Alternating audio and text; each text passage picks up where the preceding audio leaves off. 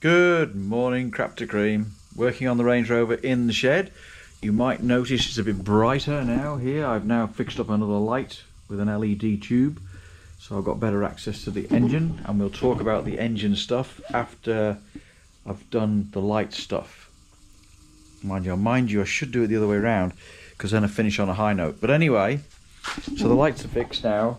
So I've got indicators, and I've got side lights, repeaters are all working, so yeah, all good stuff.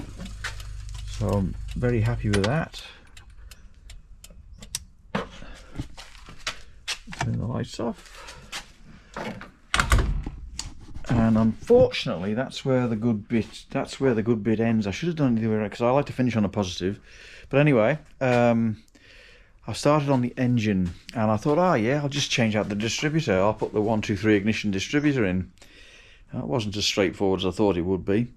So I took the old distributor out, got the 123. Now you have to take this off the bottom of that, and as some of you may noticed already, this bit here is now cracked. And that's the resulting piece of that. So I'm now just after another distributor drive. I'm sure it would be okay, but if anything else falls off and goes into the engine, it won't end well. So clean that up and painted that.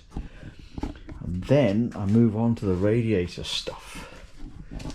So this is the radiator I've got, which is a little bit bigger than the original.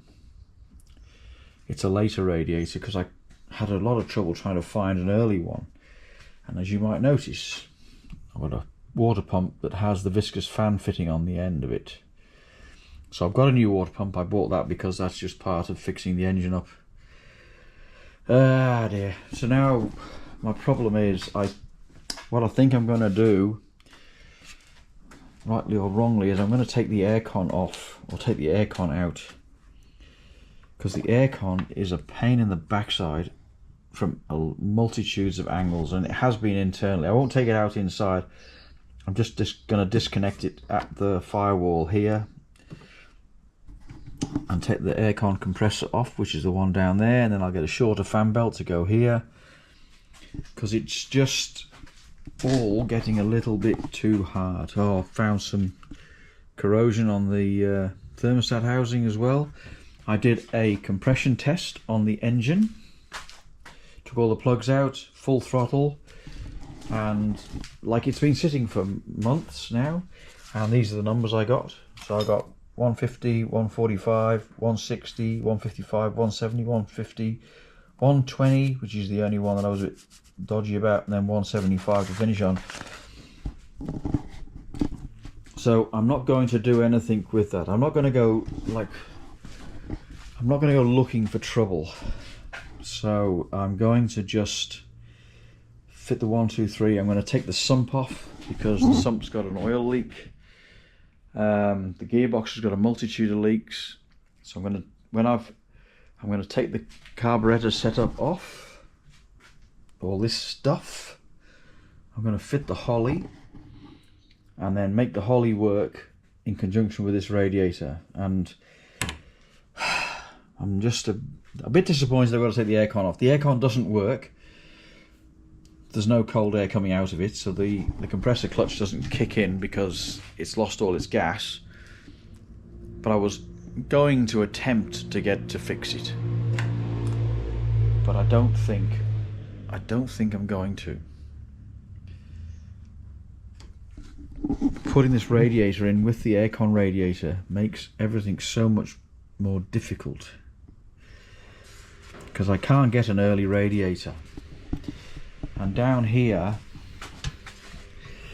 I've got this problem down here, so I've got to move the radiator forward this way so that I can get the hose on. Right, don't get me wrong, but there's a lot of congestion going on down here, and if I can move the whole radiator system, the whole radiator forward to where the aircon radiator is, all my problems disappear. I can get rid of all these hoses and it all just works. So I think that's what I'm going to do. I've checked all the manifold nuts, I've taken all those out, and I've put nickel anti-seize on them all. on both banks, and surprisingly they came out very easily. In fact, some of them were just plain loose. So I've done this now. I've put an underbody coating in here, so that's all done. Yeah, obviously the wing's back on, so that's all bolted on now, all nice and secure. Little bolt with a riv nut in there where the original one was going to hide. So I've got a riv nut on here to hold the scuttle panel on, or whatever you want to call it. So that's there. So it's all the wing has gone on really well, and the indicators went on really well. These are plastic now and not a repairable unit, so you just have to buy the whole thing. But that all went together really well, so that's all fine now.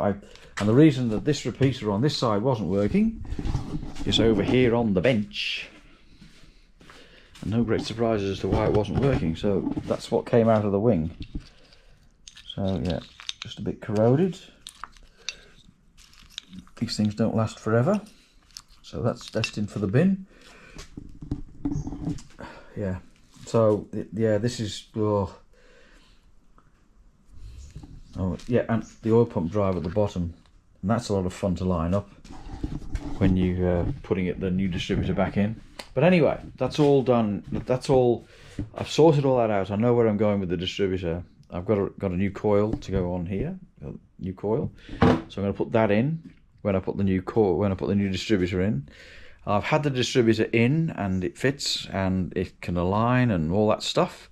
The engine's presently at top dead center, which I will leave it there now until I've sorted out all this other crap that I'm going to sort out.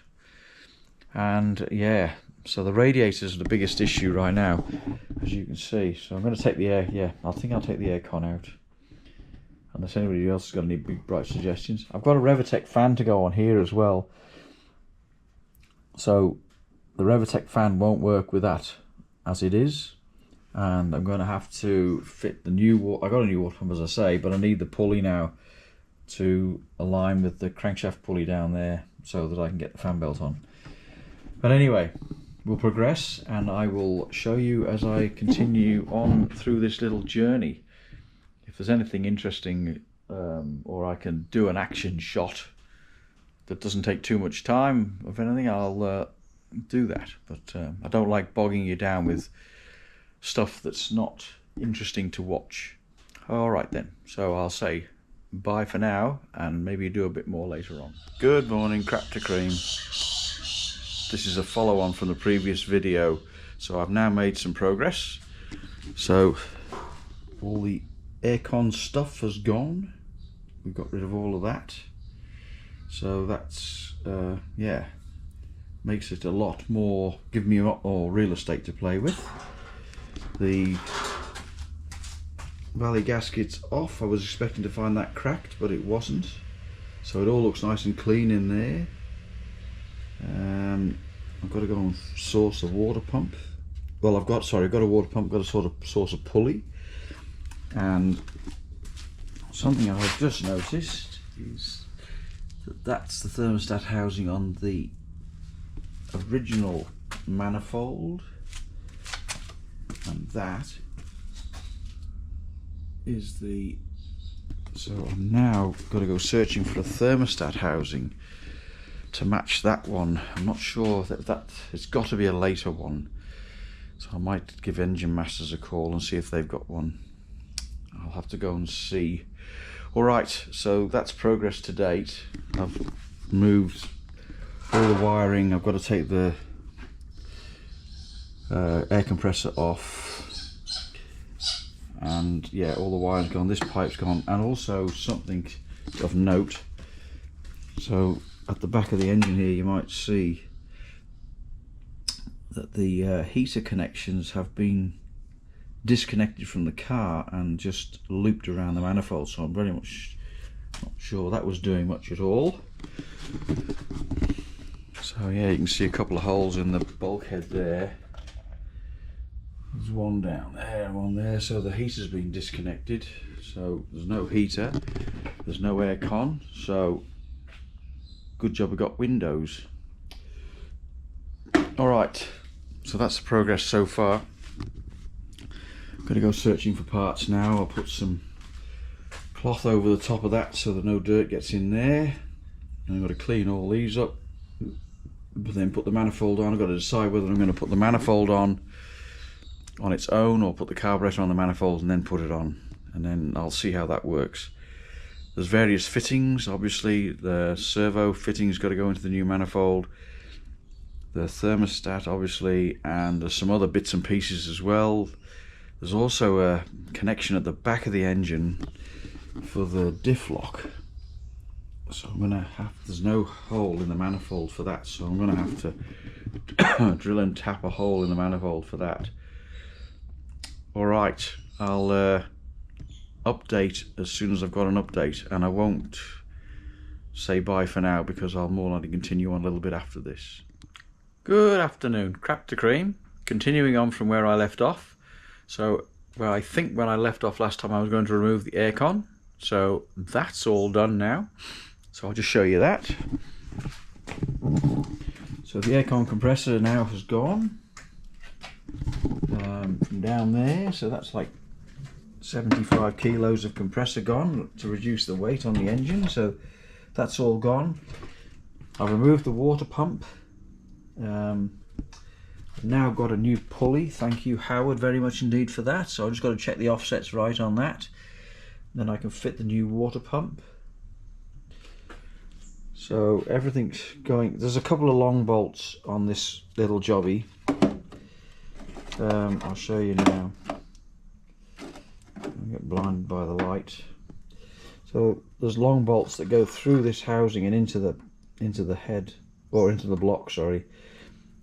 When I was undoing these, a couple of them, right, they felt really like I'm just about to snap tight. So a couple of backwards and forwards motions just to get the bolt moving and to make sure it was actually going to come out without snapping off was good. So all the heavy bracketry has been removed. I've just got this one pipe here to cut at the bulkhead. I'm going to cut that there. I'm not going to take all the aircon out from the inside. I'm sick and tired of taking the dashboard in and out. So I've got the Holycarb manifold down now, which I'm now going to start doing some work on. So this was the fitting on the back of the engine, on the back of the old manifold, pretty rusted and cruddied, and because I suspect that the heater's gone, the heater matrix is gone, I'm going to make a blank so that I don't have to worry about that. So I'm going to make it out of that. So it's a bit thicker than I need it, but that's the only metal I had around.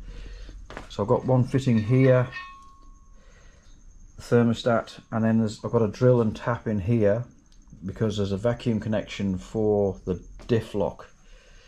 I believe that's where it goes anyway. So apart from that, everything has sort of gone to plan. So I'm just cleaning up now. The power steering pump had to come off, obviously, that had to come off to progress. Inside here looks really clean now that I've got the inlet manifold off, so it all looks pretty goddamn clean in there. So there's no big cruddy build up. I'll put that back in a minute. So I'm pleased with that. And no matter what you do with coolant, there's always a little bit more left in the system somewhere that just runs out all the time.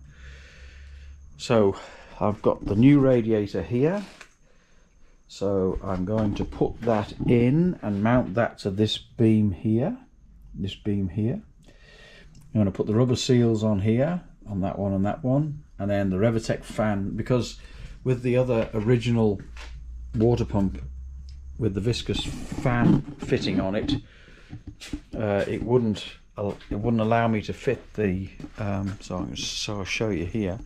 So this water pump here with the viscous fan fitting, that wouldn't allow me to fit the RevoTech electric fans because it sticks out too far into the radiator.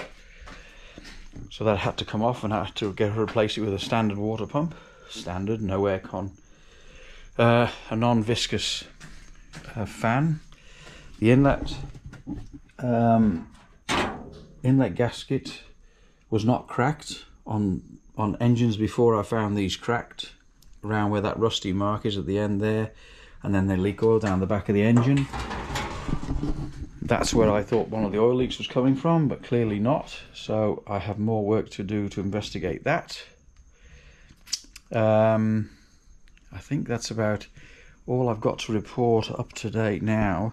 So I'm just cleaning now, because as you would have seen with the compression, so I suspect the heads have been done because the heads look relatively clean, but when you look down here at the block, that doesn't look like it's been taken apart forever.